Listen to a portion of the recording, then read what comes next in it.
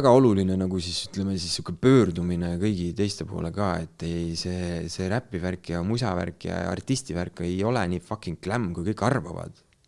See nagu reaalselt ei ole nii fucking glam, see on laiskade inimeste elu. See on laiskade inimeste elu, sest nagu mingi hetk sa lased vist ennast nagu kanda kätel nii-öelda ja lased endale igast tasuta diile saada ja nii edasi. See kõik lihtsalt nagu hävitab sinu üleüldise karma minu arust ära, et sa nagu kogu aeg nagu lihtsalt puhkad, nagu sa puhkad oma nädalavahetusest, sa puhkad oma kuradi teisest nädalavahetusest ja siis lihtsalt raiskad oma elu ja siis sa põledki läbi, sa ei fulfilli oma vajadusi tegelikult. Ja kõik need igast photoshootid, igast käimised, neid tegelikult ei väsiti sittagi ära sind. Mõtle, vennad on reaalselt 15 tundi tööl, lapsed ja pered on kuskil mujal mingi, ma ei tea, teises riigis isegi. Sa näed oma lapsi ja oma tütreid ja poegi läbi telefoni, videokõne. Neil on raske, sest nad ei saa isegi kodus olla, nad peavad seda tegema, mis sa seal teed. Seega minu jaoks oligi lihtsalt see, et nagu sa lihtsalt elad oma elu ära ja see lihtsalt läheb nii kiiresti, et ma lihtsalt põlesin läbi ja mul oli vaja midagi muud. Seega ma lihtsalt võtsin ennast kokku, tegin oma asja ära, tulin tagasi ja see oli eesmärk. Ja see ongi tegelikult point, et sa pead oma elu maksimaalselt efektiivselt kasutama ära. Ma ei ole veel ligi lähedalgi seal sellele, et mis võiks olla maksimaalne efektiivsus, aga sellel aastal mul on väga palju asju, mis ma tegelikult 2 aastat tagasi alustasin, mis ma nüüd tahan lõpule viia. Ja ma tunnen, et see on see hetk, nagu nüüd on see hetk. Seega ma usun nagu sellesse lihtsalt, et iga inimene peaks maksimaalselt kasutama enda olemasolevaid parameetreid, oma olemasolevaid igasuguseid iseloomu omadusi, et saavutada midagi, mis on talle sellel perioodil oluline. Ja kuidagi viisi veel parem, kui sa suudad veel teisi ka hästi mõjutada, siis sa oled veel kõige kõvam minu arust.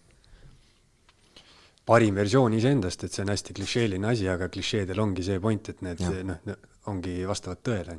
Kasuta päeva maksimaalselt ära. See ongi nagu siis see tegelikult see pigem nagu lihtsam versioon sellest. Vana hea Carpe Diem. Carpe Diem, jah. Põhimõtteliselt ongi, et kasuta päeva maksimaalselt ära ja siis saad nagu sealt vastava nagu asjaga ja nii on. Seal intervjuus sa ütlesid ka hästi, et ma ei hakanud mingisugust influenceri jama ajama, et see on nagu liiga ebastabiilne. Et ma kujutan ette, et tegelikult veel ebastabiilsem on. Et sul nagu see variant on tegelikult olemas, et Eesti mõistes sa oled ikkagi kuulus ja nii edasi, sul on nimi ja asjad, et midagi sealt välja nihverdada, mingid asju ja siis stoorides rääkida, kui väsitav see photoshoot oli. Mul on nii pikk päev, ma tegin täna mingi 2 tundi tegin pilte endast. Sina ei teid midagi, sina vahetasid riideid ja see keegi inimene tõi need sulle. Oi, sul oli raske päev, oi.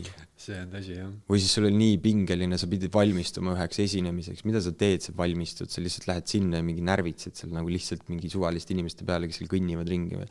Nagu see ongi see põhjus, kus mulle ei meeldi olla kuulus üldse nagu, või tuntud inimene. Mulle ei meeldi nagu, sest tegelikult oma olemuselt on see täiesti absurdne asi nagu ma algul ütlesin ka, et võim on kokkulepe. Inimesed leppisid kokku, et ma olen kuulus. Nad ei tea seda, aga see on kokkulepe. Kokkuleppest rääkides on sama asi, et nagu vaata maailma kõige mõjuvõimsamad inimesed ja kõige mõjuvõimsamad perekonnad. Nemad on mõelnud sellise asja välja nagu tööleping. Ja inimesed on reaalselt orjuses lihtsalt sellepärast, et nad on kokku leppinud omavahel selle. Üks hea näide on jälle sellest näiteks nagu võimu jagamisest, et miks on võim on kokkulepe, millest keegi tegelikult ei otseselt ei räägi, aga nad teavad seda.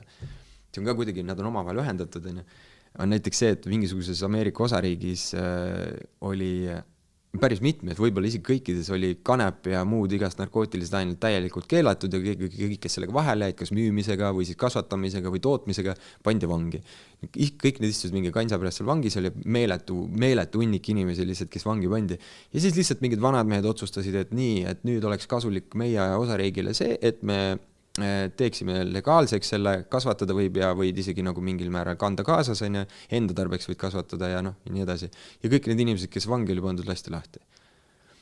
Kui fucking absurdne see on, nagu, et me istume nagu reaalselt sellises maailmas, kus mingisugused mehed otsustavad lihtsalt, või naised otsustavad reaalselt sihukest asja, see teeb kõik olematuks, mis oli.